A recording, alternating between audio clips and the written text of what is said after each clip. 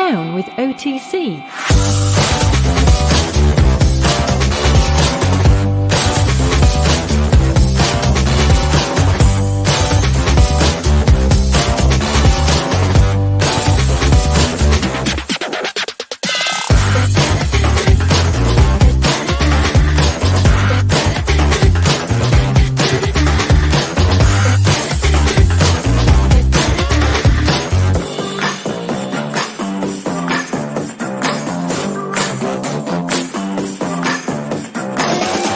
Down with OTC.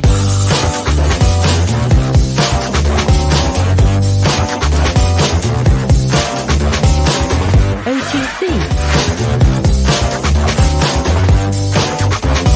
Are you down with OTC?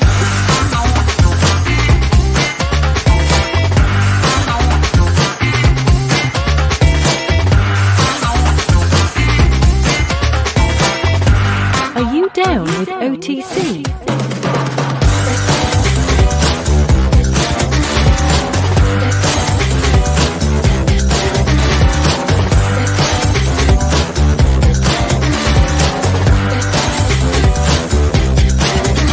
OTC. Are you down with OTC?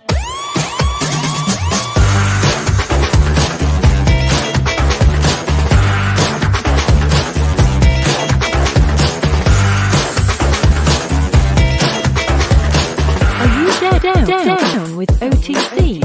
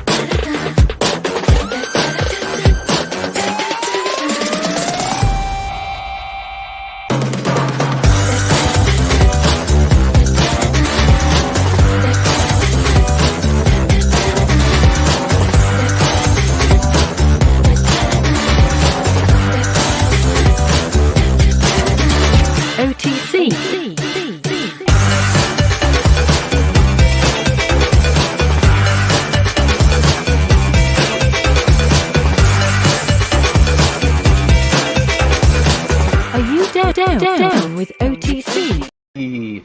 Boom. OTC. Who's down with OTC?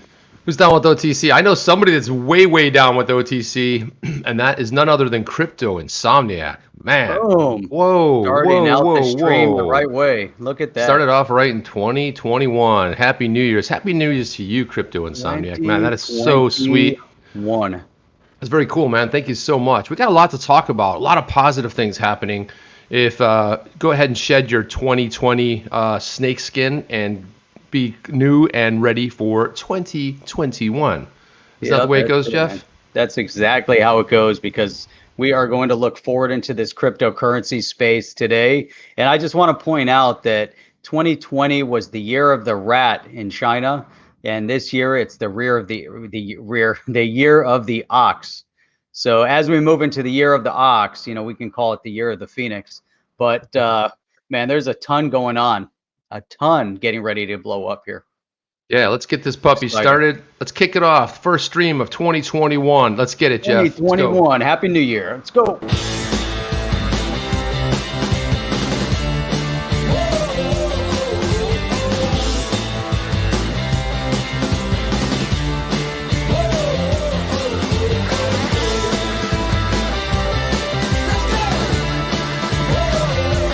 Welcome to On the Chain with Jeff and Chip. All right. All right, man. Let's do another intro right after that intro. Let's do several intros. The countdown. So I've got countdowns of countdowns, right? Sweet, yeah. Now, you know what's really cool, you know, as we're starting off this brand new year, and you know, Crypto Insomniac, you know, kicked it off with a you know, big Happy New Year wish, starting off the 2020 right. It's really cool. We're starting to see, new people bouncing into the stream as well. So it's always great when we see newer people in here as well. We've got Ray Run and Matthew Perez, and then we've got some of our regulars that are bounced in here to share their time with us here on New Year's Day, which is awesome. Texas Crypto, I Kinda Pawn, Ted, Koi Kendall, and then we've got, looks like we got Channing Smith in here with us, Alex Yeet, Wen Mullet, and a bunch of others. Smithson. What I say? Wait. Oh, Channing Smithson. Yep. I think, Jeff, Mr. BXRP. Sometimes, sometimes you wake up on a new year, you got to retrain that mouth to say the words properly, but it happens, Yeah, Channing says he's down. He's definitely way down, man. So that's awesome to hear. Yeah. I was saying something to my wife earlier, and I don't know what I said. She said, "What are you trying to say? Judicial system?" Judicial. Wade Hutchins checking in. Good morning, all. Yeah. Good morning, good evening, and good night. Whatever it may be. I like this one right here. This is. By the way, this is how you pronounce it. It's Todd Kuykendall. Kuykendall. Can we just get rid of the U? That'd make it a lot easier. Just spell it like that with the dashes, and we'd be all set. There you go. Come on, man. Listen, he probably thinks. See, he has to spell his name all the time, but so do I. Because this just happened yesterday when I went out for some sushi takeout. Guy comes with the bag, says a name, because he doesn't understand my name. Somebody takes off my order after I've been waiting an hour, for the order to come out. And I'm like, I go, can you check on my order? It's Chip. He goes, what? I just said Chip. I said, but then the guy said, is this my order? I didn't know if you said Jeff. I was like, Jeff, Chip, I don't know what you're saying. Turns out the guy hightails it off with my order. Nice. And he goes, no, that guy took your order. I'm like, but you gave it to him. He gives him the order, and he goes, and then the guy verified, okay, so it's 2 of this, 2 rolls, and 2, but the guy's like, Nice. So nice. They made a new one. We've also got Critical Complex Channel, XRP information and updates, and we've got David. We did make it, man, and boy, did we ever make it. I mean, it's been some kind of a man. So it's gonna be an awesome new year, man. Awesome new year. Gary Tate wants to know, hey, why is the price of XRP going up? Grayscale. Yeah, we're going to talk about Grayscale because there was some things written about it that were incorrect there. A little bit of FUD going on there. So we're going to talk about the Grayscale. It's one of the things we want to address today. So thank you for bringing that up. And Richard France says, I think XRP could be ruled out as not a security. I think they may say it was one, though. This one would declare all cryptos and value derived from other companies as securities. XRP goes to number 1. Yeah, that's kind of what we've kind of held something very similar, Willis 8. And, publicly, the first person I saw put this forth was JP Thoreau, the CEO and co-founder of Uphold, who said, could it have been a security that metamorphosized into something else, a cryptocurrency perhaps, and that's probably where this might go. We'll have to see what happens, Jeff. I don't know. What are your thoughts on that whole thing? I don't know, but check it out. Boom, 24. There we go. Rising. Cents, man. It's just, oops. How do we get there? How do we get to that? There we go. There we go. Yeah, there you go. 24 cents, man. It was hovering in that 21 to 22 cent spot yesterday. Bumped up to 24. I saw it hit 25, and now it's hovering there again at 24. The one thing that we've always seen with the XRP digital asset, good news, bad news, indifferent news, it doesn't matter. XRP always hits a point, and it has limited volatility. It always seems to be the best stable coin ever developed and just gets to that point. Whereas, you might see those fluctuations, a couple pennies here and there, I guess can make a difference, but then it gets its spot, and it gets really comfortable in that space for a little while. And maybe that's what we're going to see here as it holds. It's interesting. But yeah, Chip, I thought it was really interesting that you brought up, or at least you were reading one of the comments here as it relates to being a security. I think it was Richard France, popped that in there. And I was going through the SEC, the final judgment against Kick. So if we want to go back, obviously there's been some other judgments trying to make a determination as to what exactly happened in the final outcome of that case with Kick and their kin token. One of the primary differences with Kick is that Kick ran around poking the SEC in the eye with a big stick, and kept, and I don't know. They're poking the bear, Jeff, big time. Poking the bear. were definitely poking the bear, and I don't know if that's the best way of going about doing it. It's one thing when you say, "Hey, SEC, I disagree with your argument against me, and we're going to defend it. We're going to stand up to it, and here's the case. We're going to lay it out. We're going to respond," which is what Ripple is going to do. Kick, went down. I mean, it was crazy. They were raising money. They said, we're going to, raise money because the SEC is, causing a lot of issue, and we're going to keep poking you. But there was a judgment in the end with SEC. The one thing that's still an unknown variable because it's left out, and I went back and was reading through different case law to determine what could potentially happen if you buy an unregistered security. And in this case, it's a digital asset. So let's say it was the case of, a company, let's call it XYZ company, and they decide to start selling their shares of stock. And now you buy that as an unregistered security. They have basically 100% control over those shares of stock, right? They can go back and say, okay, we're going to dissolve those shares of stock based on what the SEC told us to do. We need to pull them back. And as a result, those that bought the unregistered security, they can then bring case against the company and say, well, you sold us an unregistered security and we want compensation plus interest. And the company would then be required. But in this situation, Ripple doesn't control the ebb and flow any longer of all the other XRP that's out there, right, Chip? So that's right. So it's an unknown at this point. Now, if you look at Kick, Kick, the final judgment against Kick was basically, and I'll bring this up. I'd love to hear your feedback on this because you've done so much digging into this, into the case law so far. But let me bring this up because it's really an interesting place to start. But so here, SEC obtains final judgment. This was in October. So not that long ago, right? We're only talking about a couple months ago. And at the end of the day, they're basically, making a statement here that Kick had to basically pay $5 million. That's their penalty. So $5 million penalty. And in order to sell any other digital asset moving forward, they basically, have to let the SEC know that they're going to be selling within they have a 3-year period. I'm trying to find it here. I guess I was reading it someplace else. It's not in this specific argument here. That's just their complaint.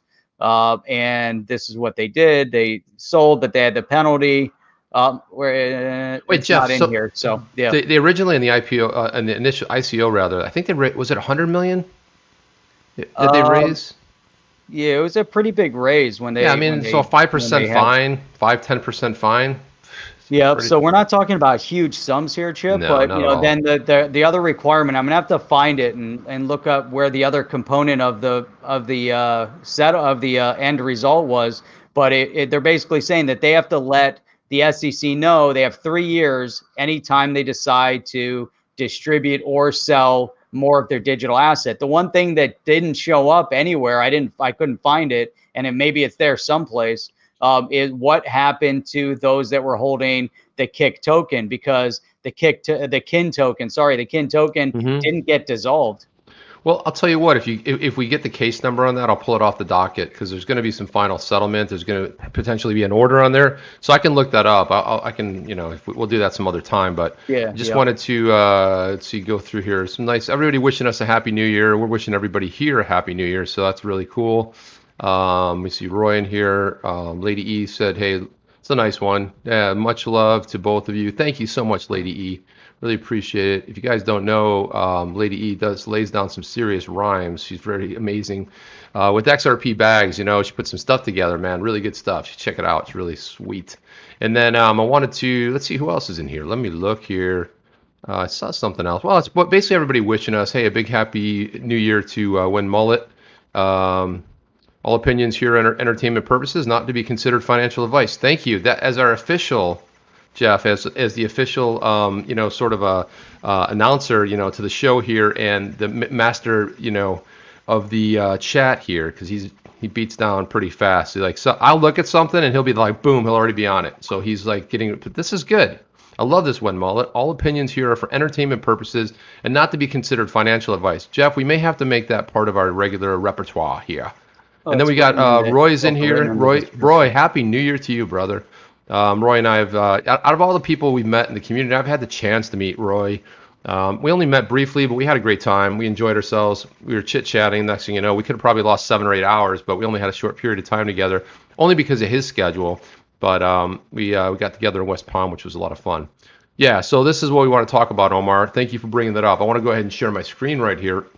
Grayscale. Because I want to look at this, because if you think about what's happening in the news, you just almost can't trust it. You got to give it you have to give it somewhere in the neighborhood of, let's say, I don't know, maybe 48 hours sometimes before you actually know what happened.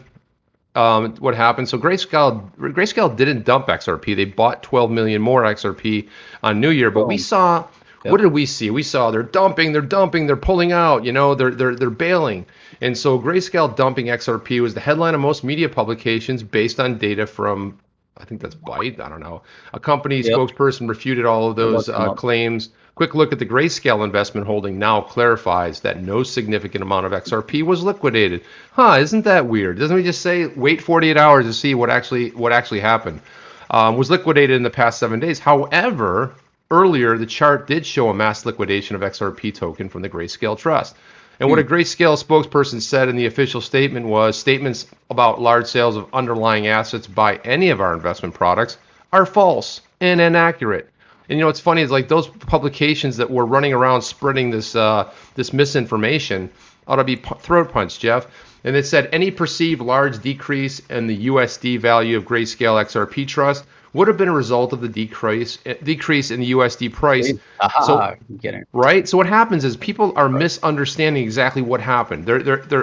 See, when you make assumptions, Jeff, it makes an ass out of you and me. That's one of the greatest things about that word, assumption. That's what I was told by one of my professors. Years and years teachers ago, he said, right? Yeah, never assume anything. And I said, why not? He said, well, it makes an ass out of you and me. Just that. And I said, hey, that. And every time I say that, it comes out of your mouth, I assume I immediately stop myself and change. Even if it comes out, I stop and change it. And that's all I can think of. He poisoned my mind. Well, that's what happens. It's like every once in a while, you might remember, you have a professor back at college or, at university, and you don't really remember one thing to happen, but it was that off weird, that comment that was just stated. And then all of a sudden you're like, that was my takeaway. That's my memory of what happened that year. I only have a few of those memories jammed in that year, and that's what I took away. So yeah, I mean, if we're going to look at this thing, so here is the chart. Grayscale went against the current trend where major crypto platforms, as well as asset managers, have started delisting XRP, which I don't really get. XRP is absolutely, as a digital asset, a cryptocurrency, is completely, it's 100% decentralized, right? It does. I mean, you could go back in time where you could say, okay, yeah, Ripple held the majority of the validator nodes, right? But not anymore. I think they're so little right now that they're just another validator. It doesn't matter. So what they were looking at was here, if you look at this XRP, 38.8 million XRP, and then look at that. So this was already ready to go. This was, very on New Year's, right? 1/1/2021. Yep. And, then you got the mass delisting tanks XRP token and market and blah, blah, blah, blah. So I don't want, but anyway, thanks for bringing that up, Omar, because when we look into this, and we start looking at what's happening around the sphere and the delisting, that whole delisting thing, I get it. Suppose you are a little bit worried about what some kind of ramifications that could potentially happen to you. Understand. But delisting it, look, why don't you limit it, whatever, but the whole our platform. This is the kind of thing that strikes fear into the hearts and minds of these people who run these exchanges. They hear SEC and they're like hair on fire, they're like freaking out, can't wait to delist the asset, off of the platform. And the reality is the one person that stood up like a man, I might say, if I can add that, JP Thero, who is the, CEO of Uphold, came out and said, look, there's only two ways that us as a platform is going to delist, is going to get rid of it, and that's the first one is if it is in fact deemed a security, because they're not selling securities, even though Coinbase does. Well, Jeff, you keep deleting me out of the picture here. Oh, trying to. Never mind. There we go. Yeah, there we go. There. It still didn't work. No, because I moved it. Oh, nice. So there we go. So Man, I was on a big rant. I don't even know what I was saying anymore. But the point of it is there's two ways. Either XRP itself would be deemed a security. They don't sell security, so obviously that would be a problem. Or if the trading volume drops so low where they're like selling like 100 a day, which we just looked at the fiat leak, and we saw that that's not the case. That thing's moving like mad, and we see the price going up. So it's like it was at 19, it goes up to 22, 23, boom, sell, back, movement. It's going to see a lot of that, Chip. I don't think we've seen the end of that yet. You're always going to have right now, and really as we followed this space, from the beginning. I mean, you go back a couple years ago, you don't have to go all the way to the beginning, but let's say we went back to the beginning. It's all been speculation. It's speculative investment based on the technology and the approval on a global stage that these digital assets have value. So how does money get value? Money gets value because people accept the fact that the paper money has value. It's either that paper money or the digital asset or whatever is either backed by something, or we all agree it has value. And in this speculation, and as we've seen this grow, everyone has basically agreed that Bitcoin has value. Everyone's agreed XRP has value. Pretty much all the digital assets that are out there, except for the stable coins that are pegged to something, that are pegged to a currency, meaning that if let's say Tether supposedly has 1-for-1 value sitting somewhere in an account or in a stockpile, so that's different. But everything else, it's just an assumed value that we've all agreed on. Now it's interesting because as we look at all of this, Chip, and that's what I was bringing up before. But this is, the valuation of Grayscale. Someone the other day had asked me, what do you think about this stock listing? And I'm like, what stock listing? And then I realized that he was, referring to Grayscale. It's an over-the-counter market buy, but he was asking about GBTC. He said, I'm thinking about buying it. Now, this was just, I don't know, Monday or Tuesday. I think it was Monday of this week. It was sitting at $27. So since he asked me about it till today, it's gone up by $5. That's a nice increase. If you're, just looking in your trading stock, make $5 on it. But if you look at this just from the beginning of Q4, so you go back to October 1, this is sitting at like $10, $10.87. So you've seen a rise in the Grayscale Bitcoin Trust, from $10.87. It's gone up by essentially like $22 by 2/3. And that's impressive, overall, because it's starting to see and show the direction the space is going on. That's why I thought, Chip, it was interesting when we saw that FUD coming out, about Grayscale bailing out of XRP, because they don't just have the Bitcoin. Grayscale has a nice sum in XRP as well as XLM. But this goes back to the original premise that this space is speculation based on FOMO and FUD. Until you have full utility and full regulatory clarity, the FUD and the FOMO is going to have a field day with trying to push the valuation of this digital asset. And actually, the live stream that I have prepped for tomorrow is really going to be focused on too big to fail. Are the governments deciding on too big to fail right now? Are they deciding that Bitcoin is the one and XRP isn't? And so I think that's something I'm going to dig into a little bit tomorrow, and really showing, what's going on in the space, both economically and politically. But man, there's a lot going on. There's a lot more than what meets the eye, what we're seeing. Hey, I want to do a big shout out to Mitho Nelson. Thank you so much for that support. Appreciate that $5 support. I've been accumulating GBTC for quite a while now. It's been great. Yeah, so it really, the whole idea of running this XRP fund, they have the Bitcoin fund as well. Listen, they're making a product out of it, and it really is a phenomenal opportunity, right? This is what I love about Grayscale. I mean, they are, they have one of the smartest people in blockchain, in my opinion. And when you're thinking about the whole the company as a whole, listen, they've done really great moves along the way. Barry Silbert is really one of the he's probably going to go down in history as just one of the one of the thought leaders in the space, only because he's got his hands in so many different things. They made all the right moves early. They invested in all the right exchanges early. They invested in a lot of the blockchain companies early. I mean, they're just so well positioned for the future. And a lot of people, Barry Silbert kind of sometimes slides under the radar. Yeah, you might know the name, but if you really research the moves that he's made and how brilliant he is, I sometimes don't think he gets the credit that is deserved. I want to jump over to this, Jeff, for a second here. Thank you for sharing that, Mito Nelson. Appreciate that. So Matty Greenspan, if you guys all recall, he is the He's the ex-eToro senior market analyst and founder of Quantum Economics. He said, and I like this statement here, he says, the outgoing SEC chairman's actions were incredibly damaging, but certainly not fatal. At this point, the air is so cloudy that it's really impossible to make any kind of accurate forecast. Once the air clears, we'll need to reassess. And basically what he's going on to say there, what I like is it's cloudy in the sense that we don't know where the guidelines are. We don't know where the goalposts are. We don't know where the regulations are. And from his standpoint of being, an analyst, and especially, he's featured on a lot of different, as an expert thought leader in the space as well, for a variety of different blockchain projects.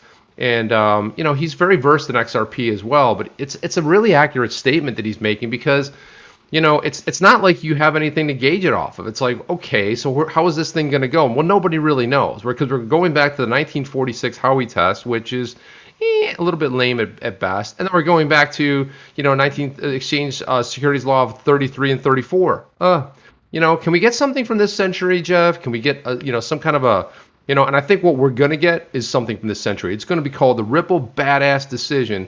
And when that thing gets laid down, people will be jumping for joy. That phoenix will rise. The ashes will just dissipate. And that's why we put that on there. That's why we're calling this the year of the phoenix. This is where that phoenix rises, that XRP rises. And guess what? Puts everything else to shame. Finally gets the respect that it deserves. And by getting the respect that it deserves is going to be, it's going to be, you want to talk about FOMO? Yeah, okay, Bitcoin might be at 30, 40, 50,000. You can spend 50,000 on one Bitcoin. We know it's going to 100,000 plus. You double your money. But what happens if you can buy it at $1, $2, $5, $10, $15, $20? It's all on sale. Yeah, right? Exactly. Hey, just real quick, James Rule XRP, what is up, my man? Oh, Thank wow, you for James. that. He said, go out and buy some XRP. There you go. Appreciate nice, the James. support here for and James also. chain. And James is also a great YouTuber in the space, guys. He started earlier this year, and he's really risen in the space as a prominent voice, and especially the stuff he discovers. I always appreciate. He's always sending us good stuff on, stuff that hits. I might not see it. He's like a top researcher too. He's become one of the top researching voices, and you should really all follow him on Twitter as well, because he's always putting out. He'll put out the news before you hear about it. Usually he's like 12 to 24 hours early. So that's something else I can recommend. Thank you, James. Really appreciate that. It's awesome. Hey, if I can just segue for 1 second, I wanted to run over here because a couple days ago, Ripple put this out on the 29th, and again, it's kind of some of the rehashing we've already heard. Statement on the recent market participant activity. He says the public and press have only heard one side of the story from the SEC side, and we'll be filing our response in a few weeks to address these unproven allegations. I'm sure they cannot wait to do this. The SEC's decision to file the action is not just about Ripple. And guys, this is what I want everybody in the space to know is like, we're talking about it. And if you're vested in XRP, you really got a lot of attention on this. But Garlinghouse is absolutely right here. He's like, it's an attack on the entire crypto industry here in the United States. We've always said that it's a dangerous lack of regulatory clarity for crypto. Their lawsuit has already affected the countless innocent XRP retail holders. Okay, so again, the SEC is set up. It's a regulatory body set up mostly to protect consumers. In this case, what happened? We had a major drop go on, and it says with no connection to Ripple. That's really important to say. It affected countless innocent XRP retail holders. There is no connection to Ripple since the decentralized asset. And this is where some of the SEC case is going to fall apart, right? And this is where we might get something along the lines of, well, it was a security, Jeff, and maybe it is no longer. Yeah, and that's it's important to hear both sides of it. Definitely important to go back to that statement. That was kind of the statement before the statement, or the statement before the response, I should say.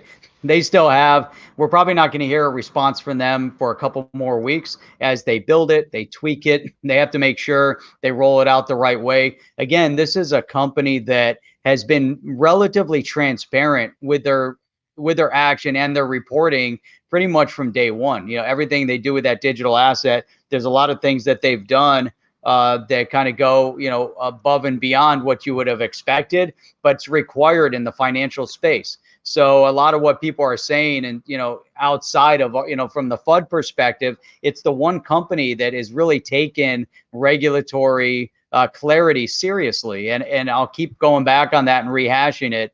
So you have to believe that as they put this together, you know, again, and we brought this up, that at the SEC, you know, through this discussion and agreement or whatever it might be, they might all go back and say, well, in the beginning, back in 2012, 2013, maybe it was a security, but then it wasn't, you know, after that, similar to what they did with Ethereum. They said, well, it may have been, but now it's not, you know, so that could be the possible outcome of all of this. But again, these guys have the right attorneys. They've hired a lot of the key people from all these government agencies.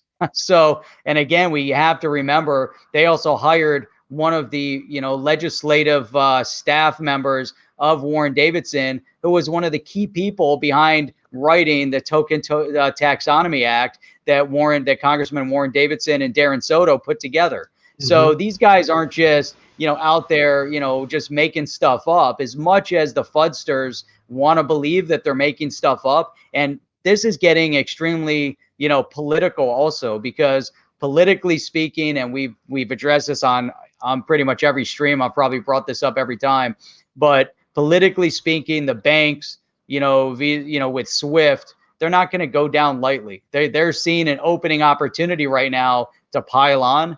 And then you have all the FUDsters that are going to pile on regardless, because people, you know, love spreading bad news. You know, it's hard to spread good news, you know, but it's very easy to spread bad news. And so that's why, look at the stuff they made up regarding Grayscale. It's just so easy. But once you put it out there in the media, people are like, oh, well, look at this. You know, Grayscale just bailed on their XRP holdings.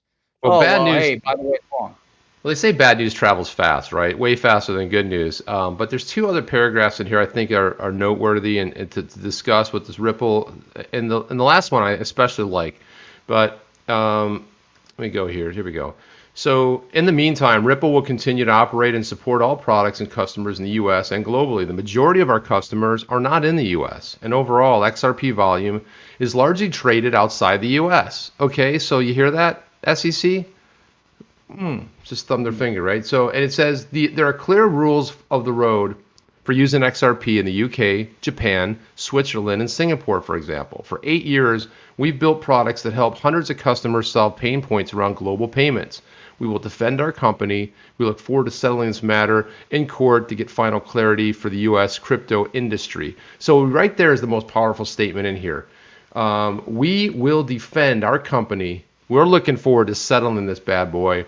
And we're going to go to he's not saying we're going to get clarity for Ripple. We're going to get clarity for the U.S. crypto market. They're on a mission here, man. And I really like this, Jeff. The second part of this here is on a parallel note, we look forward to working with all of the commissioners and the SEC's new leadership.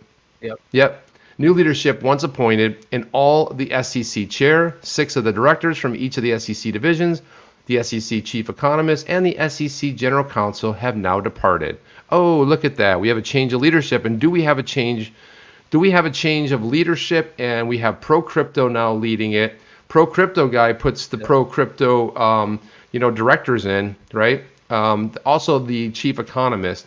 So when you're dealing with the chief economist, you're going to start moving your own people in here. So when people look at this thing, Jeff, and they say, well, you know, the poor Jay Clayton, we hate you, Grinch Jay Clayton, you know. Listen, Jay Clayton delivered the largest gift to the crypto industry in the United States. The rest of the world, you guys don't worry. But you should care what happens in the U.S. because it could have a major effect. But, you know, it'll still move on. You know, XRP, if Ripple it goes away tomorrow and they got to pay every XRP holder or whatever, and they go away, XRP will be taken by somebody else. They'll run with it. There's already other use cases for this, Jeff. I mean, what do you? XRP is still going to exist. I mean, that's the whole point. All these digital assets are still going to exist.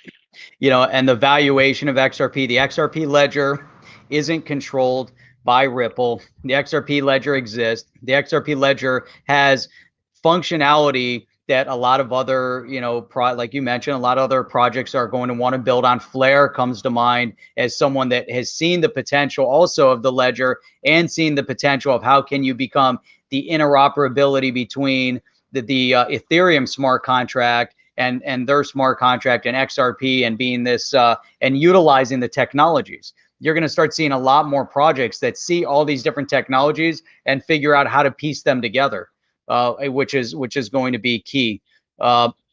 Hey, Chip, we're working on something new. I think now might be an interesting time just to put out a little teaser, only because I saw James Rule put that up. But I just want to let you guys know that we're actually working on a virtual meetup, and it's going to be completely unique. No one's ever done a virtual meetup like this again, but I thought, I saw James Rule put that out there talking about a Texas meetup that everyone's invited to, which is awesome. That's, everyone loves getting together in person, but we are planning some unique things. And we actually just acquired a software that's going to allow us to do that. And it's pretty spectacular. But we're expecting to do some sort of a rollout with this virtual meetup within about 2 weeks or 3 weeks. So just want to throw that out there now. I just thought I appreciate you putting that out there. I mean, so we've been pretty excited about this. Jeff and I have talked about this for a little bit of time, but we finally found the right. Sometimes you have an idea that's like big, right? It's a big idea, and you're like, okay, how do we implement it? How do we execute it effectively so that it works for the community? Well, we found exactly the right software package, and it's pretty new, and we've been working with the developers of it, so it's pretty outstanding. So it's gonna create as if we were actually having a virtual, a real meetup.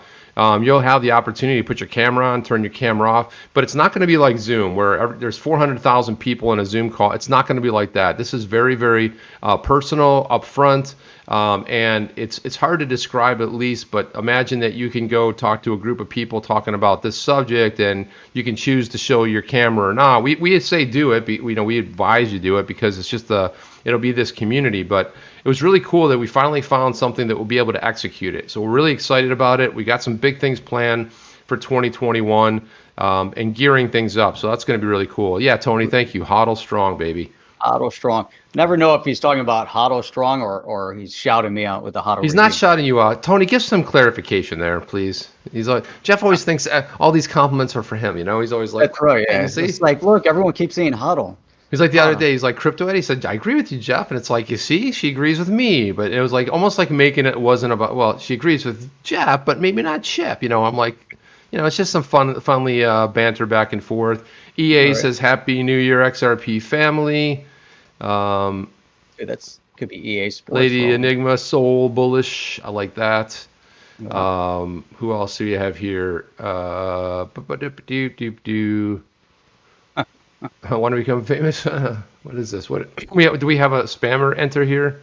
Looks like it. I don't know. Someone will take care of them. Somebody popping links. Yeah, go ahead. Somebody will take care of that. Yeah, that's a good one right there. Someone take care of that link. Here we go. When Mullet, boom. Hit the like and subscribe, please. Thank you very much. Yeah, and let's talk about this a little bit, because if it's your first time here, like, subscribe. Here's the funny thing about this. The reason people are like, all right, Chip, Jeff, why do you guys keep saying that? I'll tell you why. Because when we look at our stats, 55 to 60% of the people that watch our streams aren't subscribed. And we're always like, how can that be? It just is. It's a stat, right? So you say more people that watch these streams are not subscribed than people that actually watch it. So that's why we go like, subscribe, because if you're digging what it is and you're like, hey man, I kind of like this. I don't know, these guys are all right. I give them another shot. You click the notification bell too, so you get notified. But then down there, there's another link too. And we have another channel where we do mostly short form videos.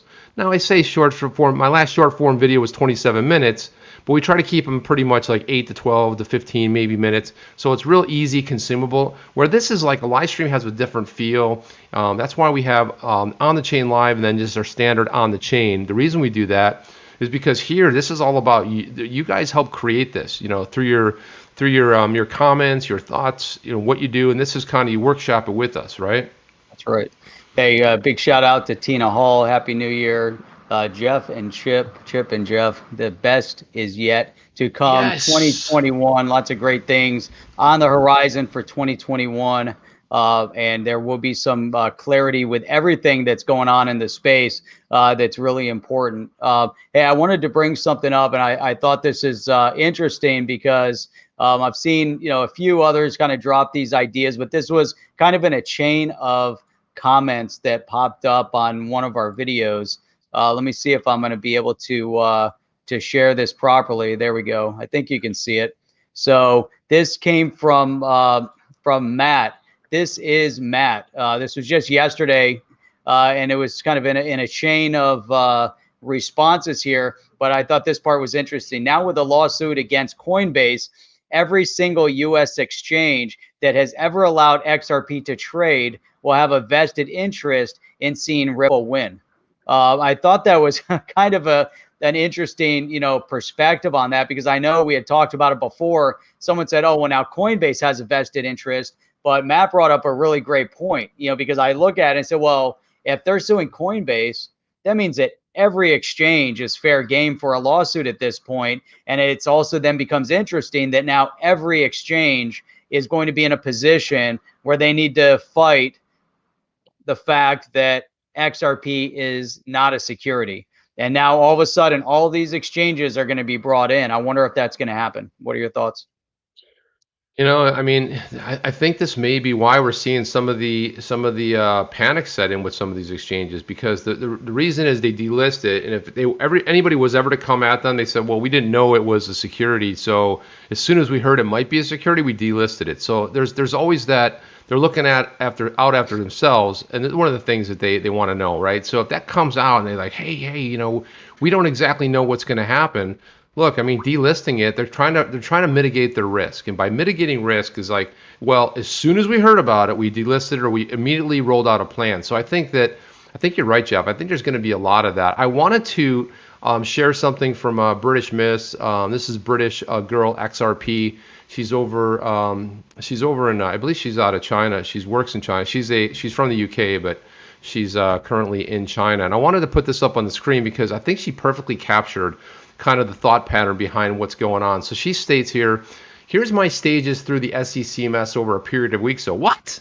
And then it was like, shite. And then it was like, should I sell some XRP? And wait, sell all. Wait, hang on, breathe. Wait, stick to the facts. Wait, something doesn't seem right here. Buy. What's yours? So I was like, we all kind of went through something very similar here. We're like, what's going to happen? Breathing through this thing. So I love this thing that she put up here. I got to say, big shout out to her because, one time she tweeted out there, oh, Joni, you want to take that, Jeff? Go ahead and take that. Yeah, go ahead. It just kind of fits into what you're talking. It says here, thank you for hosting these live chats. All of us need each other to get through tough times, huddle together. And that I think is very poignant, in the digital asset space. Again, this comes down to a speculative investment, and as you're seeing technology grow, and we know that we're early, in this space as, what's that, Miss British? What is it? Miss England? Miss British. Yeah, Miss British. So what Miss England.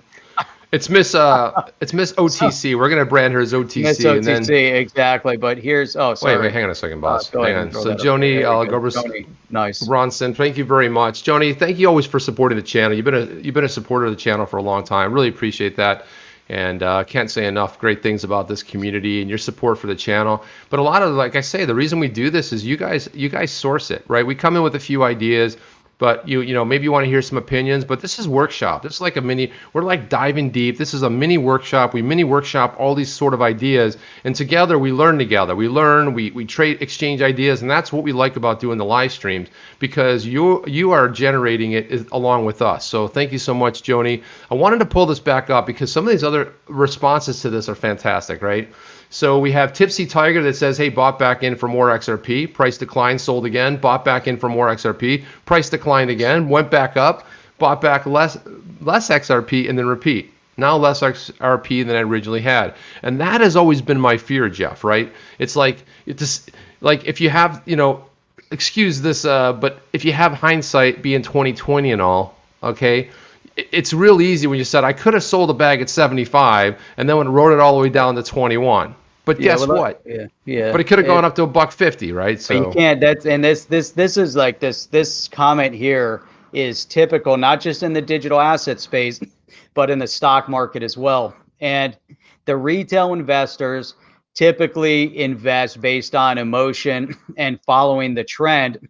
And it's always seems to be this way, that why do people lose trading? Because they buy high and they sell low. What do the financial institutions do? They buy low and they sell high. When they're selling high, who's buying the bag?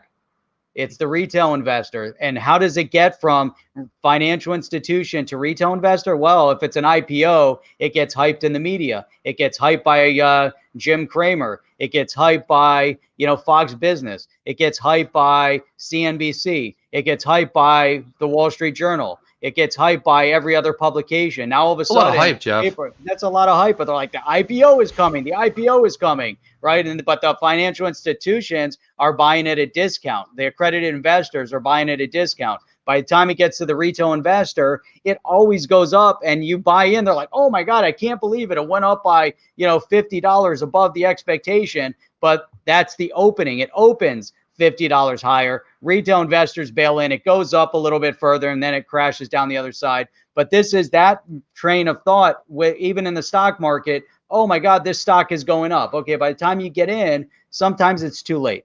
Same thing in the digital asset space, though. The one thing, there were periods of time, I would buy and sell stocks with emotion too, and you get tied up into it. And the one thing I learned, I was trading stock for a while before I said, what, screw this. It's too nerve-wracking. But every time you go in, you have to have a very clear-cut strategy. You have to know exactly what you have to invest. You have to know, based on that dollar amount, let's say it's 1,000 or 10,000, doesn't matter. I can buy X number of shares. If I buy X number of shares, it's really based what I'm willing to lose. And I'm only willing to lose 10%. So if I'm willing to lose 10%, I need to know what my trailing stop is. And there's all these other factors that go into it. But the thing is, once you put it in the spreadsheet, you know exactly your trailing stops there. When you lose, I know exactly what I'm losing. When I gain, I have a general idea of what my anticipated gain is going to be. And then when you get to the gain, you can still trail your stop up so you don't leave money on the table, but you never go below your bottom. So once it hits your bottom, you're losing your 10%. Now, when you do it emotionally, you're just following. You're buying at the high, you're selling at the low. And it's Jeff. Super emotional. And the better part of that is, get out of that game, because you're never going to win. You're never going to predict the bottom. You're never going to predict the top. It's impossible to do that. And as soon as you know that, be happy with what your gain is, and make sure you minimize your loss. And it's crazy, but that's not financial advice. It's just no, it's just entertainment purposes. At that point, it is, but it's something that I've had to go through and learn the hard way. I don't learn any of that stuff. Look, I go by my heart, my soul, whatever, and I'm up like 300% on one stock, 250 on another. I just read about companies, and if it's good tech, I invest in it. If it's not, then I delete it. So that's all I do. And look, I've lost big time, but I don't have unfortunately with my OCD or ADD, I should say, with my ADD, it's like I'm all over the place. So I got to look at the stuff that interests me.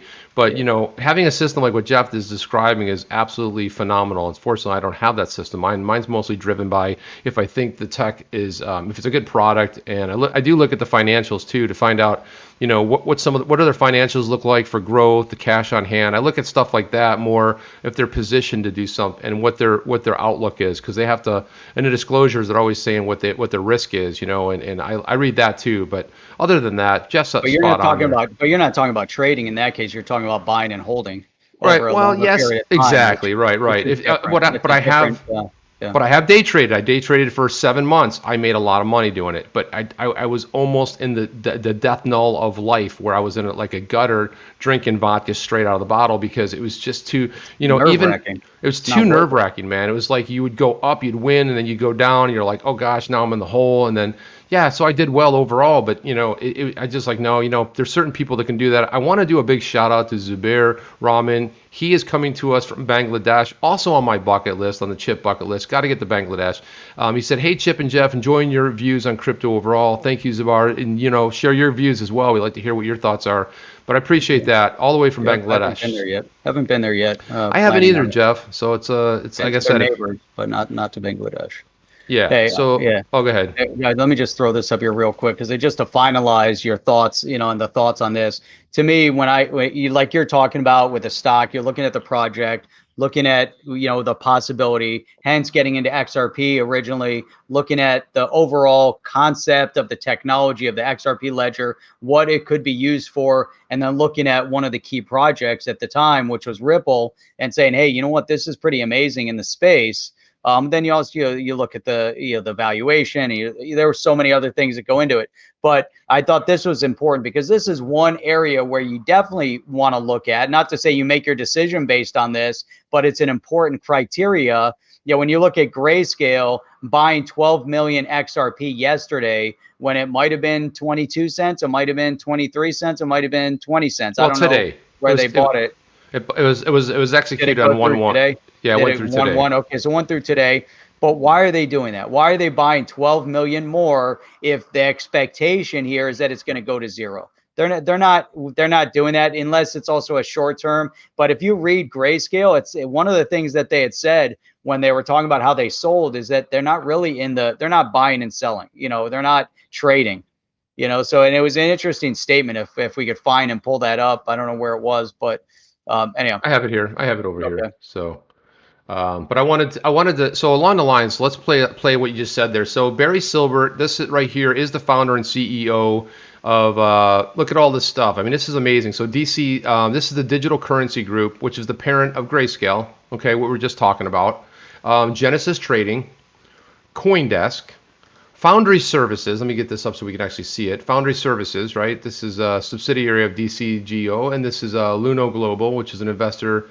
Official Twitter account of Luno. We make it safe and easy to buy, store, and learn about crypto, right? Investor in BTC, Ether, all these other coins, right? So you want to look at, you start looking at thought leaders. Like, what are these people doing? Well, if they're buying $12 million, or 12 million XRP, I should say, this is what you look at the Digital Currency Group. You look at their portfolio. Let's take a look at this. So suppose I'm not all that great with investing, and I really don't know what I'm doing. Well, look at their portfolio here.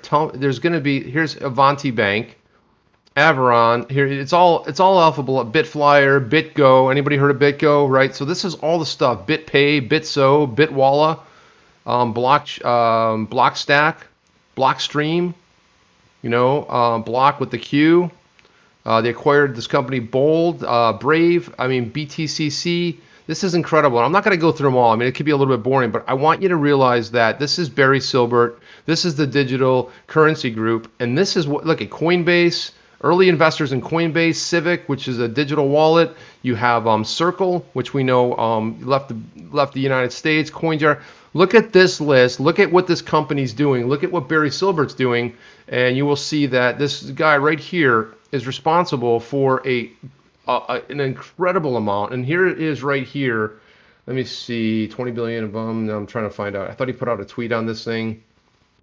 No, maybe he didn't put a tweet on that. But anyway, this is somebody who's legendary in the space, right? You got somebody who is really phenomenally making the right moves, the right calls. Look at what they're invested in. Look at what's doing well. So when you start looking from that perspective, I want to go ahead and let's throw this back up here again. Yeah, so here it is. Just so if you guys missed it earlier, Grayscale didn't dump XRP. Instead, they bought 12 million, which is what James Rule XRP is saying right there. And let me go ahead and I wanted to finish this. Just put that up there. New sub to the channel. Thoroughly enjoying the content and the workshop style format. Look forward to many more live shows all the way from the UK. We got a ton of supporters over in the UK. Yeah, we do. In that whole area. It's our second biggest one, and it could potentially become our first. Australia, and I almost imagine that they could surpass. The US is number one, followed by I think is it Australia or the UK? I think it's the UK. It's one of the two. Yeah, one of the two. So I wanted to put this up too. I don't think we got to this. Oh, Jeff, this is from. Oh, nice. Yeah, we missed it too, but I'll make sure none of this goes. So this is from Swiss Humanity, a nice $5 bone right there. So it says, much love from Switzerland. Your videos are so valuable. Many thanks. Hey, thank you, Swiss Humanity. I appreciate that. And again, Switzerland has been, one of the places where regulations, there hasn't been any issues, right? So Switzerland is one of the places that was actually discussed in Brad's, as far as regulations happening around the world. is one of the things that I love, the fact that he talks about Switzerland. And let me throw if we can put this up again. And there's another one right there too. We got from Mitho Nelson, 90% of traders lose 90% of their account value within 90 days. That's right. There you go. Yeah, that's scary. Yep. It takes a certain kind of individual to really play that up. You know what I mean? It takes somebody who's let me oh, here it is right here. That's why I'm like you, Jeff. I operate out of 2 browsers here. So let me nice because one of the things that I like to do is get rid of some of that stuff. So here we go right here. And one of the things that they call out in the Ripple blog here, there are clear rules of the road. XRP in the UK, Japan, Switzerland, and Singapore, you know, and it's good to call this out because basically when you start looking at what's happening, you know, around the world, that's got to have some play, right? If it wasn't a deemed a security there, and everywhere in the world, the UK, Australia, Japan, Europe, but let's see what's happening in the US. Sleep at the wheel as usual. So thank you, Mitho. Appreciate that, man. And look, that's something that 10% is making money. Right, and those 10% of people are usually have those YouTube videos, or the 90% that are losing make YouTube videos that teach you how to lose money too. So it's like you're probably wondering why I've got this massive check in front of me, and you're probably thinking to yourself, and I'm like, click, with 4 seconds, that's enough. Yeah. Hey, Chip, this is interesting, and we're going to see a response to this when Ripple responds. So, you know, this is something that Dan Jackson's brought up, and I know others bring it up as well. When it comes to you focus on part of the complaint, there's other components of the complaint, not just XRP being a security, but some of the things that that Brad and Chris Larsen have done, Brad Garlinghouse and Chris Larsen, that, you know, and this is the way people are looking at it is saying that it's shady or, you know, it's a bad thing that they did. And it's going to be important to see the response because in the SEC complaint, it says from April of 17 to December of 19, while an affiliate of Ripple as CEO, Garlinghouse sold over 321 million XRP he received from Ripple to public investors in the market, generating around $150 million from those sales over the period of those 2 years. And I guess there's different ways of looking at that. I am also interested to see what their response to that is going to be. But at that same period of time, you know, they look at this digital asset as though it is like a currency, you know, moving, you know, they didn't never at one point have they looked at it as though it's a security. And there's nothing in my mind wrong with them selling the digital asset to the open market. You know, if they're selling it at value, if they're moving money, you know, if that's his personal move, and he was very transparent about the sales through that process, just like any CEO holding stock that is a security, but if they're holding shares of stock and they're selling off their stock holdings, you know, they do that for whatever reason they do that. I mean, you know, it's not like he's liquidated his entire portfolio like Charlie Lee did with Litecoin. And even Charlie Lee had an explanation behind it. Even though I think he sold it like $300 to $350 a Litecoin and liquidated his entire holding. And then we saw it drop out after that. But people were attacking Charlie Lee even at that point in time for saying, oh, well, you're only saying all this stuff so the value of it goes even higher, and you're not being honest with us because of the amount of money you're going to make. And so he finally said, hey, I'm going to sell out of all of my stuff at this point. You know, and he didn't see, no one was really anticipating the other side of the cliff at that point, but he said, even if it goes up to 1,000, I'm going to sell it now, and I'm going to pull myself out and still dedicate my time to Litecoin, regardless of what anyone thinks of Litecoin. That was his you know, perspective on it. So until you hear, you know, Brad Garlinghouse or Chris Larsen's thought as to over that period of time, you're talking about 2 years, you know, why did they sell out? Maybe they need the money, maybe not. You know, if they're selling to financial institutions from Ripple and they're pulling out of, if they're pulling it out of escrow, they're giving an incentive to financial institutions to have XRP, to use it, whatever. You know, that's something else. And again, we need to hear what their explanation is on that too.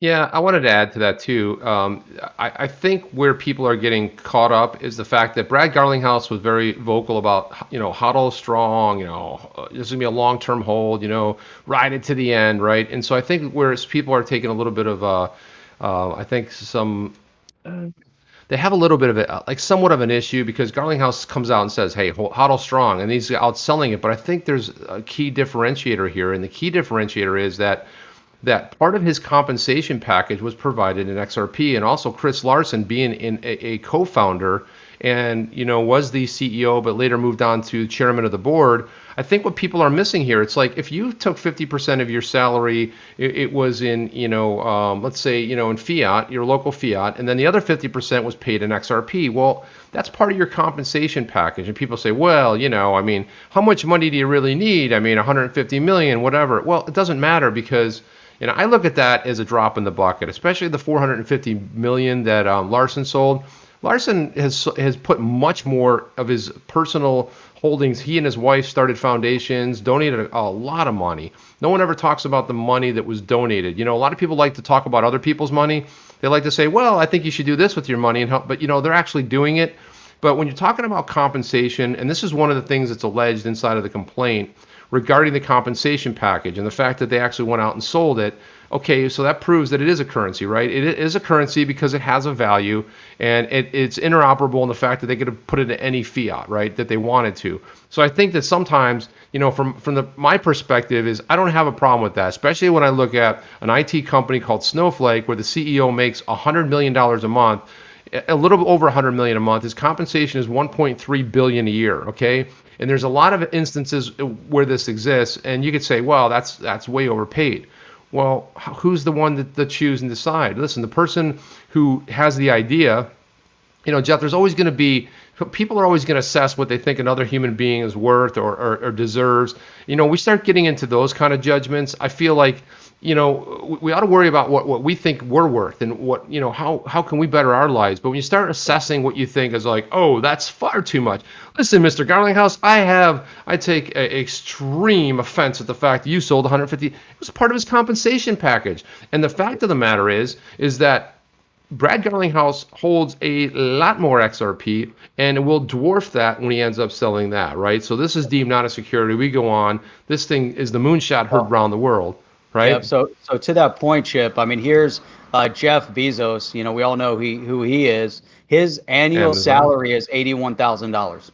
Yeah. The majority of his wealth comes from Amazon shares. So he's got his annual Amazon shares, and that's where he's making his money. So is he going to sell off on his Amazon shares in order to buy his yacht, in order to buy his houses? He's worth billions. And so in order for him to go out and do anything, he has to sell shares of Amazon. So this is where it becomes kind of difficult to, discuss, because you don't know what somebody's overall motivation is. And now if he's getting paid 81,000, obviously he needs to live. Does he, and he owns a large amount of those shares. And I think someone else was bringing this up also.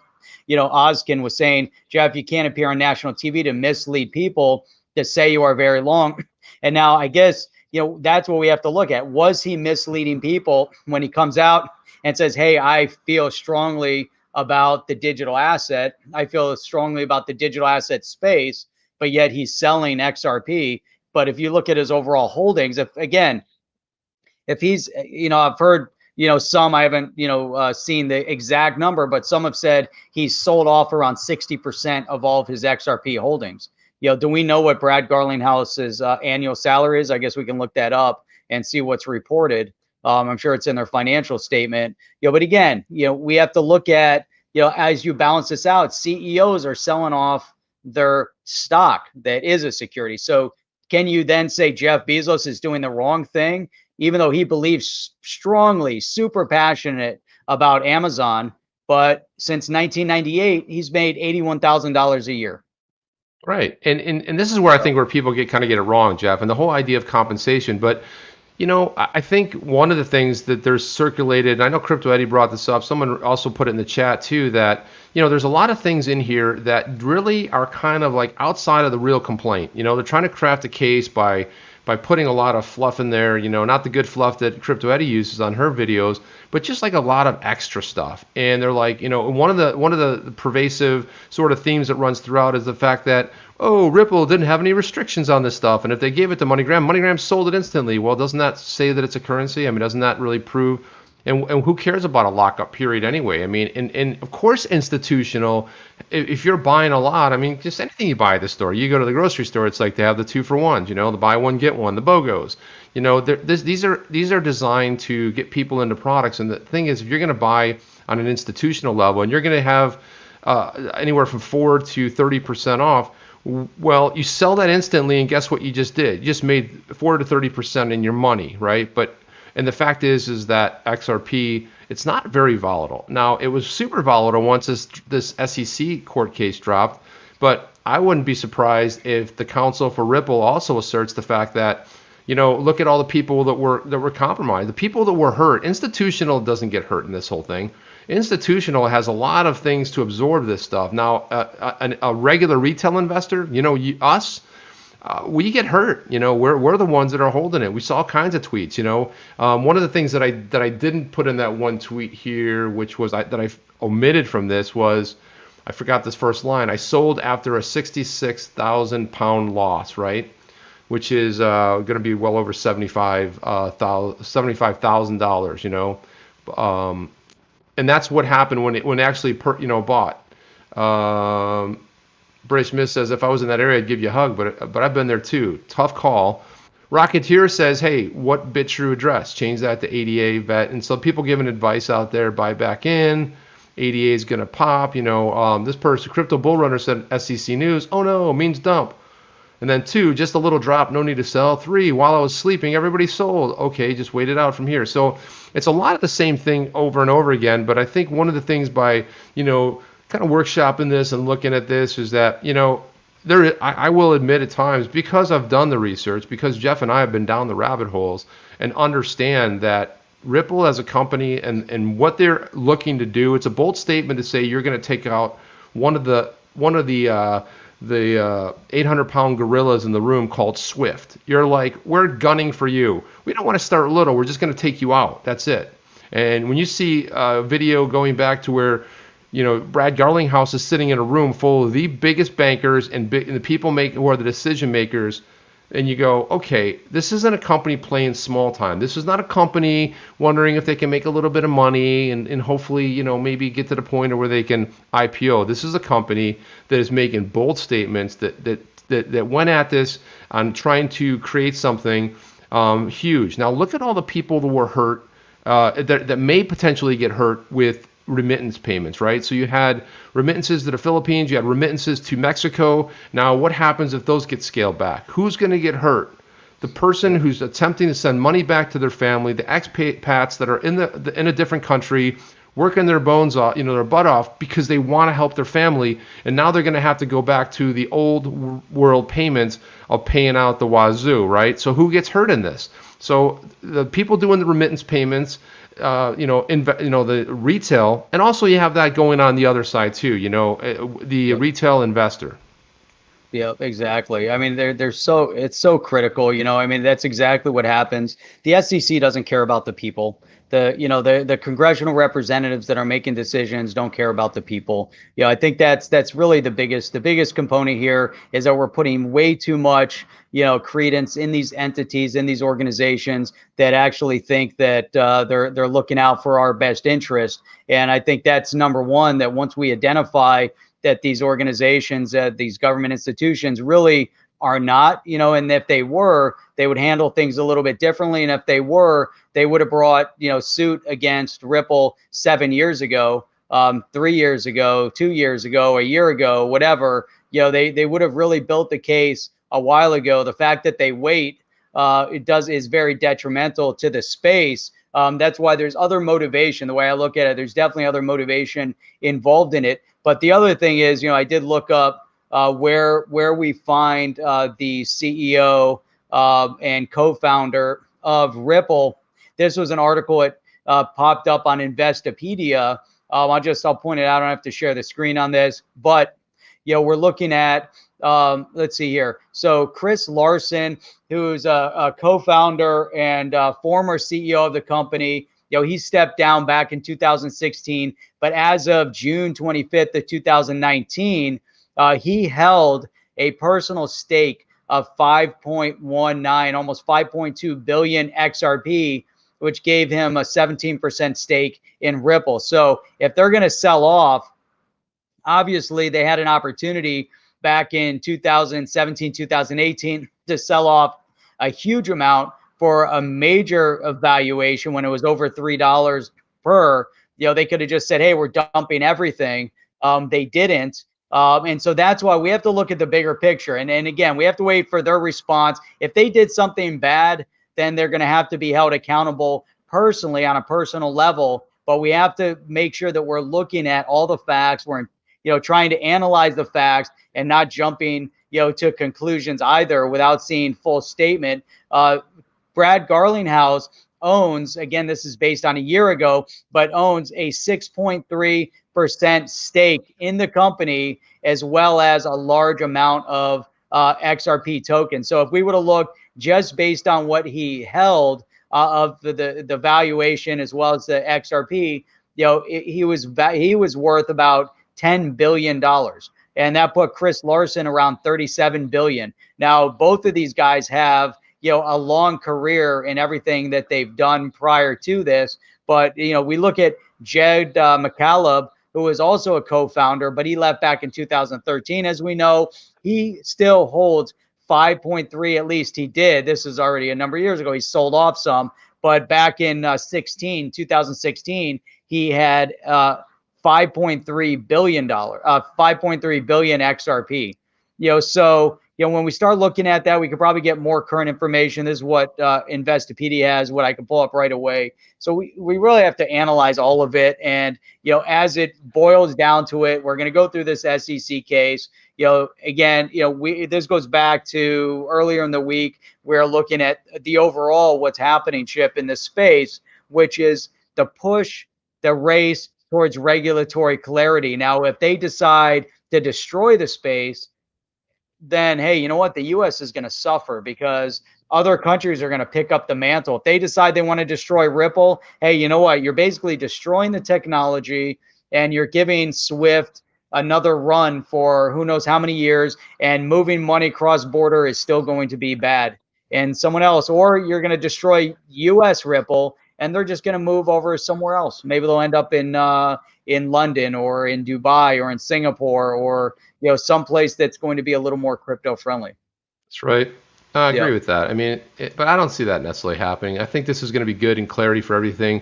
I wanted to put this up. This was Elon Musk. So we have a couple. We have Elon Musk, Michael Saylor, and we have Barry Silbert responding to this. But this is a little bit provocative here. But we have, so Elon Musk puts this up saying, me trying to live a productive life, and there's Bitcoin over there being distracting. And Michael Saylor chimes in. And you guys know Michael Saylor. Jeff, how much did he invest in with MicroStrategies? He's invested. He started out with 425, and then by the end, he put in billion. more. That million, another right. 600 million, and so they've put in a total of $1 billion. But they bought in, the original buy-in was around 10,000, and that's when they put in their 425 million. So they invested a lot, and then when it hit the last ramp up, so that wasn't that long ago when they put the other 600 million in. So they're at like 200 billion, 2 billion plus right there, just with that investment. So Michael Saylor chimes in and says, if you want your shareholders do $100 billion favor, convert the Tesla balance. This is a stock balance sheet from the USD to BTC. Other firms on the S&P 500 would follow your lead and in time would grow to become a $1 trillion favor. Elon Musk says, hey, are such large transactions even possible? And then I know that Barry Silbert had chimed in and moving that way. Yeah, go ahead. And Barry Silbert chimed in and said, this just got interesting. But, you're talking about a guy like Michael Saylor who's done it. This isn't somebody who, if somebody comes along and says, hey, I think it'd be a good idea if you, yeah, okay. But if you're a guy that's invested $1 billion and all of a sudden, because you invested $1 billion, it turned that into $2.5 billion. Yeah. I'm gonna pay attention to what you're saying. The funny thing about Michael Saylor, I was listening to one of the interviews, and he said that he's been very public. If you go back into his Twitter timeline, he was hating on Bitcoin early days. But he said, look, he didn't have all the facts. He didn't really know what it was. But a lot of us were. Well, it's when you get something new, it's a concept you're trying to wrap it around. And what you usually try to do is compare that to something you already know. That's why we have something called a market cap, because it exists in the stock market. I don't know that it really has any bearing or really makes a lot of sense. That's why we have charts. Technical analysis, people looking at charts. Well, I don't think that applies. That comes from the stock world. I don't think it necessarily applies, but we have names, terminology that goes back in time. We never look, let's rename this, let's go forward. Over time, that sort of plays out in the wash, but it takes a little bit of time for that to happen. You look at a guy like Barry Silbert, Michael Saylor, Elon Musk. Pay attention to what they're doing in the space. Pay attention to some of the moves they're making. It's also been alleged too, Jeff. I don't know if you heard this rumor, but it's been alleged that maybe Elon Musk could be one of the, somebody from the PayPal mafia is behind Bitcoin, right? You look at those players and what happened to them and how they blew up. It's like, so a lot of people are saying, were they, because they certainly had, they also all hold Bitcoin. Could they have been, could they have, one of them or conjunction authored the white paper, the Satoshi Nakamoto white paper? Who knows, really? I mean, there's all kinds of speculation, but it's funny to see what happened to the PayPal mafia and how they flourished in life. They all left. Peter Thiel, which I, recently just invested in his latest company just because its stock opened at 9 and it's up hovering around 27, 28 right now. Because I know the tech behind the company. I know what they do. I know it's a $200 stock all the way along. And that's what I look at. But sometimes Jeff's version of what he's talking about of his investing in the stock market is way more sound than someone like me who flies off the handle and just checks tech.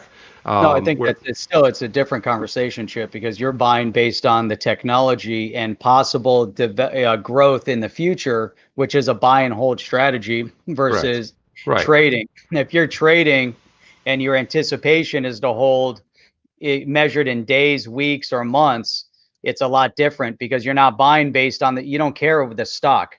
It's irrelevant at what you're buying. You don't care about the technology.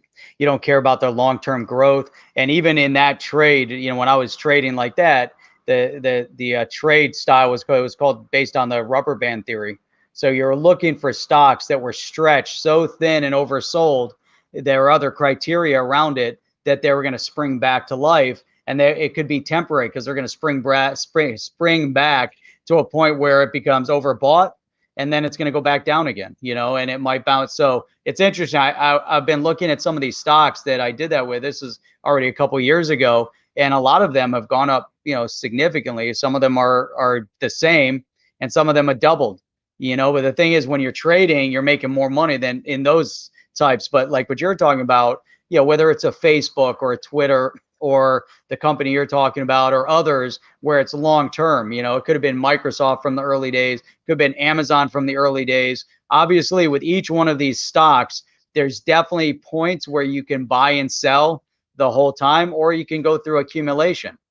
You can dollar cost average your stocks the whole way up, and that's the Warren Buffett strategy. And that's probably a little more sound, in the long run, unless you start selling it emotionally. Then all bets are off. That's me. So Brookline Fire, which is a cool name, by the way. Do you think it's a possibility with exchanges suspending trading?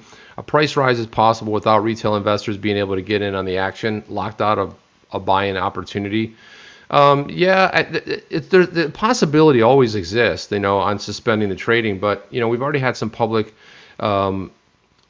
figures come out. Uphold, for example, says, "Hey, we're holding strong. We're not going to change anything that happens with the company and how we sell XRP unless it's deemed a security, because right now it's a complaint. It hasn't gone to court. As a matter of fact, that pretrial hearing is just that. It's a pretrial hearing. They're going to voice some things about how they're going to choose to go ahead and what they might do or how they might do. There could potentially be, because don't forget you have new leadership involved. There's new leadership from all levels. We read that what Ripple's stance was, and all the new leadership that came in, all new directors, all new chief economists. What could potentially happen now that you have all this new leadership there? They could potentially settle out of this court. They could potentially say, okay, well, here's what we're going to do, and here's how we might proceed. And there's always that possibility, because I don't think the SEC wants a long, drawn-out case. I don't think they want to have the wrath of the retail investor coming down, with the complaint saying, hey, we're the ones that got damaged in this thing. There's always that potential, but I see this court case wanting to wrap up fast, only because it's recognized on a lot of different levels that this needs to go away. So, I mean, Jeff, I don't know what your thoughts are on that about suspending trading, but there's always going to be somewhere to buy it, right? Yeah, I don't know. I mean, Well, I mean, as far as the U.S., once they close down, if they suspend trading in every exchange in the US, then there's really nowhere to buy it unless you can go and move to an exchange that's not in the US that allows you to buy. It doesn't say you can't until there's settlement, and then you go to buy an unregistered security, but it's unregistered in the US. I don't know what the law is in that regard.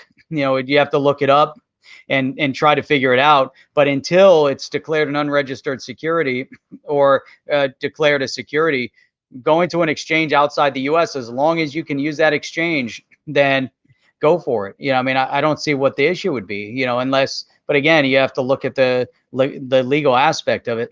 I don't know. Typically, it's the exchange that has the issue. So let's say it's like Binance and they're not doing their KYC AML for the U.S. market, then, but all the exchanges that are pulling out, even some of the ones that are overseas, they might have interest in the U.S., which is why they're suspending their trade in the U.S., because they're taking action. And I don't know who said this, but I don't know, it might have been you that said it, but someone was saying, why are the exchanges suspending trade before there's even a response from Ripple? There's not even a decision being made yet. They're not even tied up in the case yet. All we know is that the SEC allegations. They have allegations from the SEC's perspective. Ripple hasn't responded. There hasn't been a court case yet. Nothing has happened yet, but yet they're all suspending. Why are they suspending? I understand kind of why Coinbase is doing it, because they're more concerned about their own interest, which is their IPO. They could care less about XRP. If XRP goes away, it's not going to influence what Coinbase does or doesn't do. They don't care. They didn't even list XRP for a long time, and it didn't impact them. Are they going to lose XRP buyers? And they might, but it's not going to influence the long-term vision of their company. And so Uphold is taking a different approach. Uphold is basically saying, look, this hasn't even gone to trial yet. There isn't we don't even know what their response is. We don't know what's going to happen. Why don't we let both parties respond before making a decision? They're not in a rush to suspend, but maybe the SEC is going to come to them and start putting pressure on them. Who knows? I mean, anything is possible with everything, so yeah, that's kind of how I look at it. Yeah, it's a great way to look at it. I think so. Channing Smithson says, live happy for the next 1 to 6 months will be some of the most exciting times in financial history. Forex have already started releasing. There's a lot of great comments that I wanted to pop up here. What was that? I missed that. What did you miss?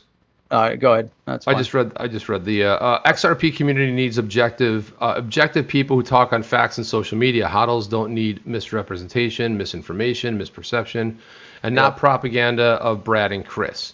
So that's Ozcan Yield right there saying that it needs objective people who talk with facts on social media, right? And a lot of times you don't really get facts. You get a lot of other weird stuff there.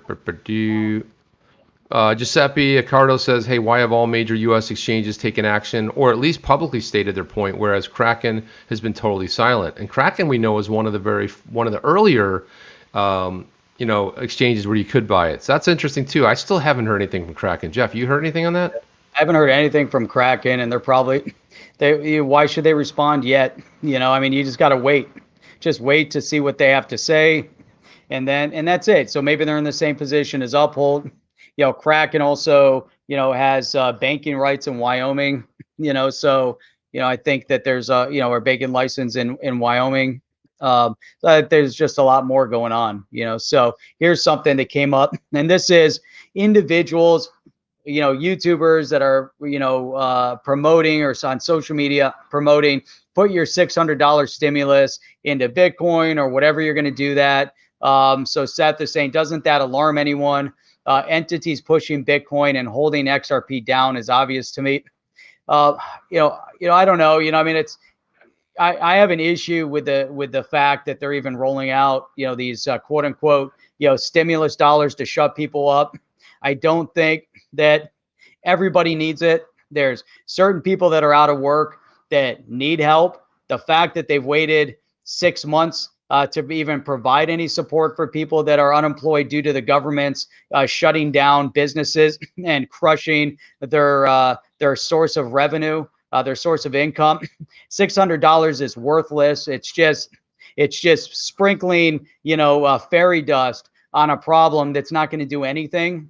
And so, it's just a lot of political wrangling. The one thing that you can be certain with, regardless of what somebody on social media says, is that those congressional representatives that are fighting over $600, per individual, while they're pouring billions and billions of dollars into other countries, they don't give anything about what's good for the American people. And that's a really travesty. But now the other part of that is, if they are going to give 600, 2,000, or whatever they're going to give at this moment in time to everybody, to every single person in the U.S., which there's an income ceiling on who they're going to give it to. Does that help somebody? I think the ceiling was 75,000.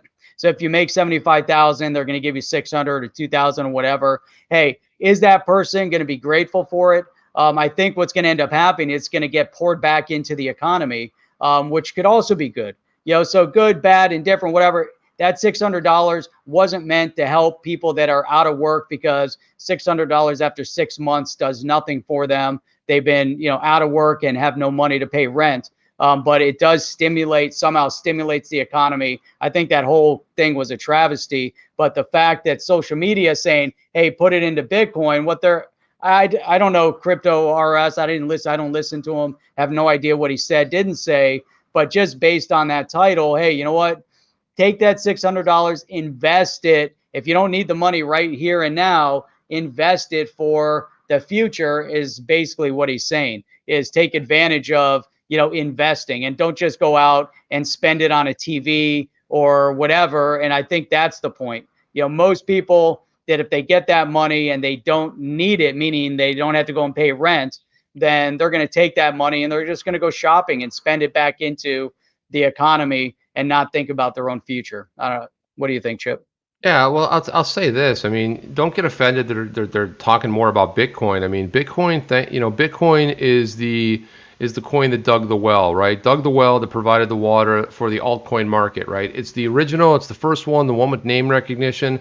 But I want to throw this up here just for making a point here, is that if you go back to 2016, check this out. So right now, Bitcoin is the darling, right? But if you go back to 2016, you look at the top coins back in the day, Bitcoin being number one, right? Look at the market cap, how small it is.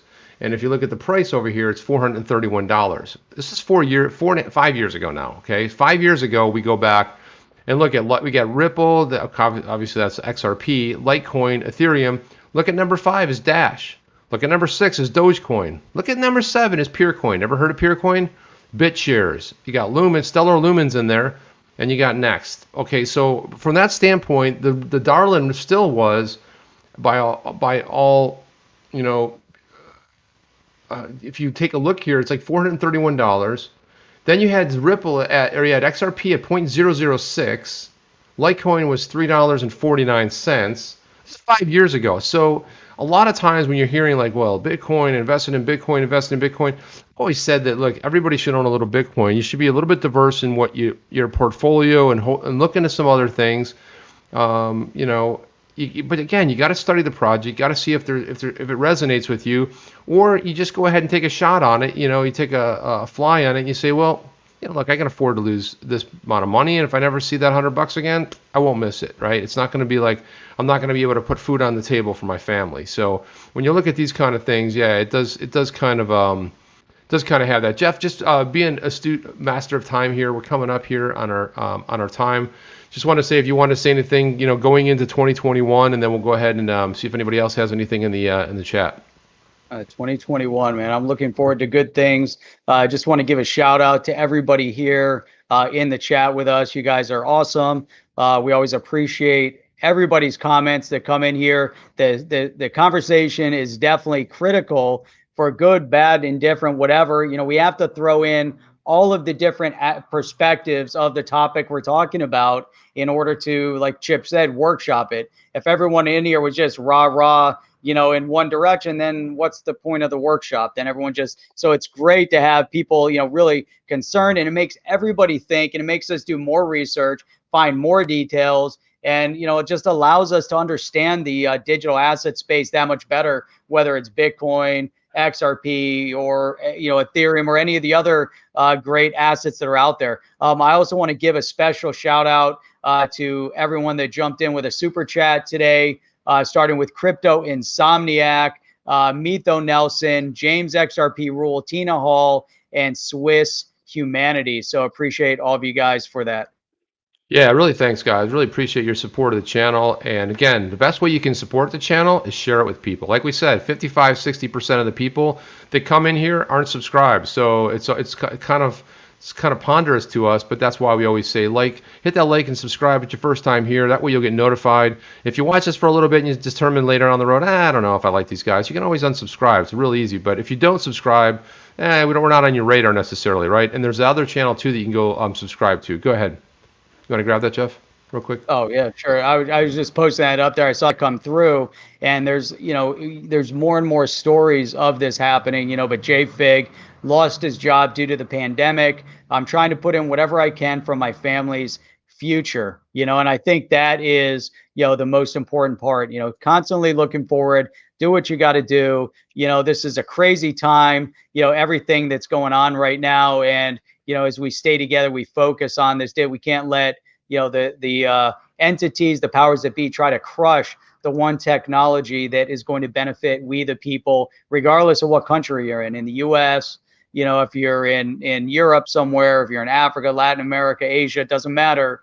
This is the future. And we have to make sure that we keep the future the way it was meant to be and not allow it to be centralized, controlled by banks or the government's 100%. We want to make sure that there's some fabric of privacy, decentralization, and stay very, very aware when they make big promises to give you freebies, because nothing in life is free, especially when it comes from the government. There's always a negative, bad side to it. But Chip, I'll tell you what, the one thing here, man, XRP, man, I'm not 100% sure, but I think it's magic. There you go. And on that one, guys, thank you so much. Jeff will be streaming tomorrow morning, 8 a.m. He's got a really good one queued up for you guys. 8 a.m. That's Miami, New York time, Eastern time. Goes on around 8-ish, sometimes a little bit later. But go check that out. He'll be streaming tomorrow. I may be doing another stream tomorrow afternoon, potentially. But we'll keep the conversation going. I want to thank everybody for being here, and we'll see you on the next one. Chip and Jeff out. Out. See ya. Are you down with OTC? Please like, subscribe, and click the bell to be notified when the next video drops.